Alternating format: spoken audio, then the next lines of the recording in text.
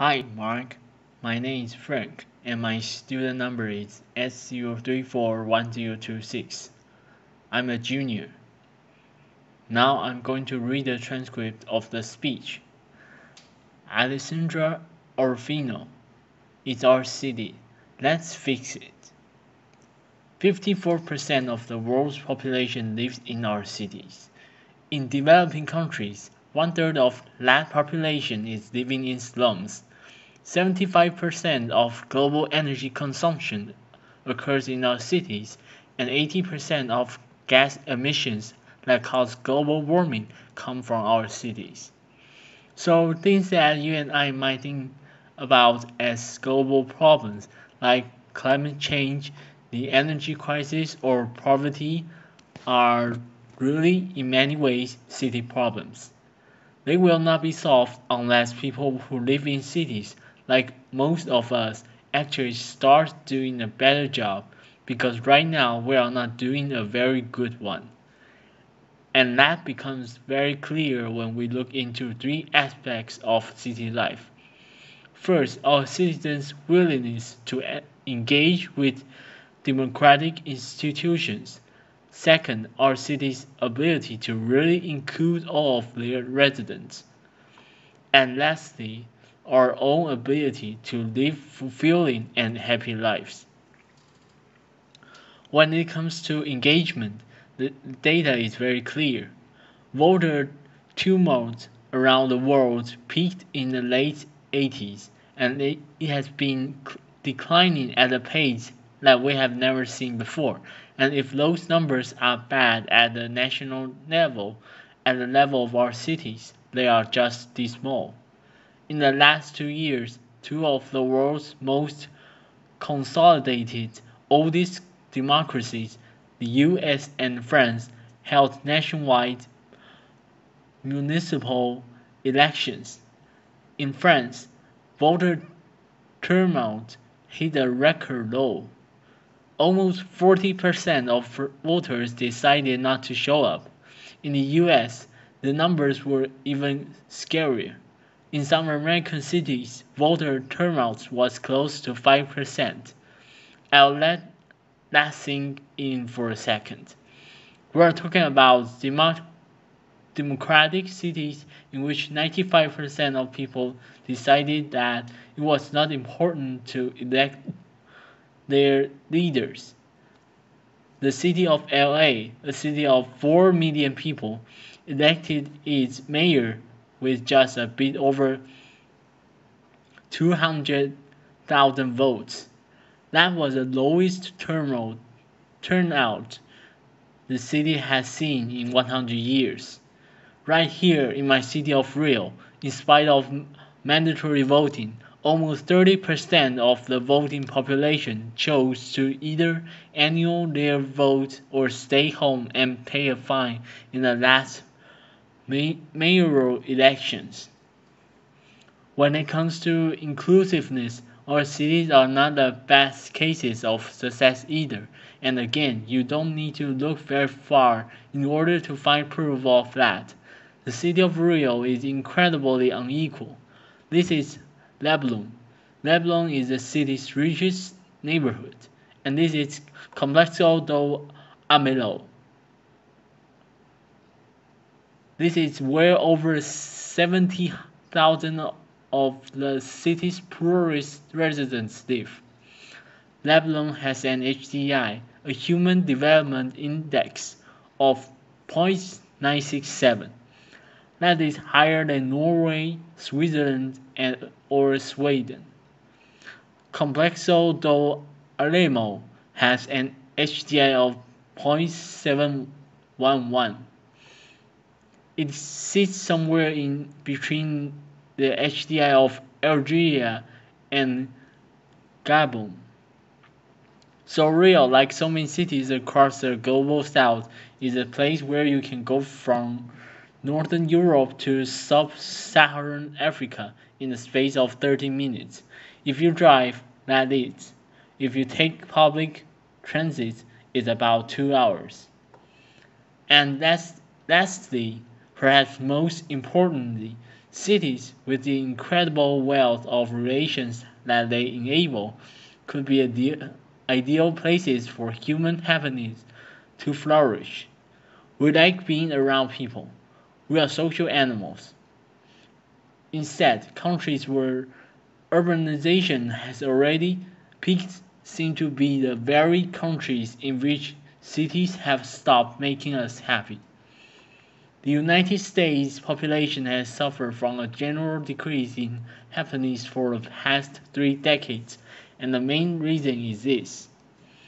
The American way of building cities has caused good quality public spaces virtually disappear in many, many American cities, and as a result, they have seen a decline of relations of the things that make us happy.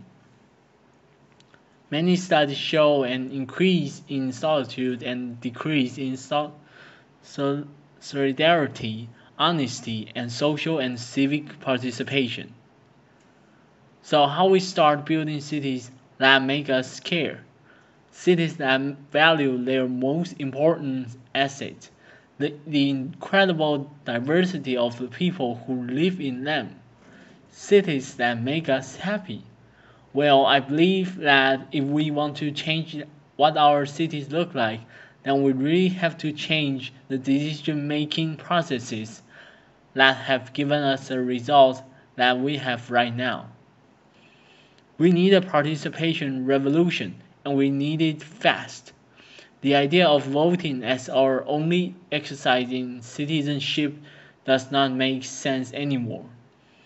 People are tired of only being treated as empowered individuals every few years when it's time to delegate that power to someone else. If the, pro- if the protest that swept Brazil in June 2013 have taught us anything, it's that every time we try to exercise our power outside of an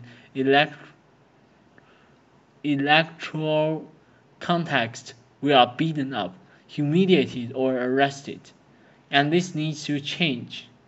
Because when it counts, not only will people engage with the structures of representation, but also complement these structures with direct, effective, and collective decision making of the kind that attacks inequality inequality by its very inclusive nature, decision making of the kind that can change our cities into better places for us to live.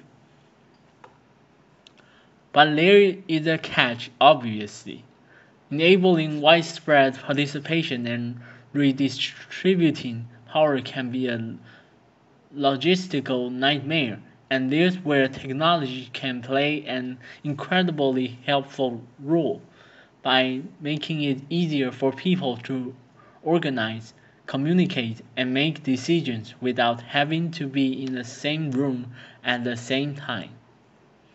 Unfortunately for us, when it comes to fostering democratic processes, our city governments have not used technology to its full potential.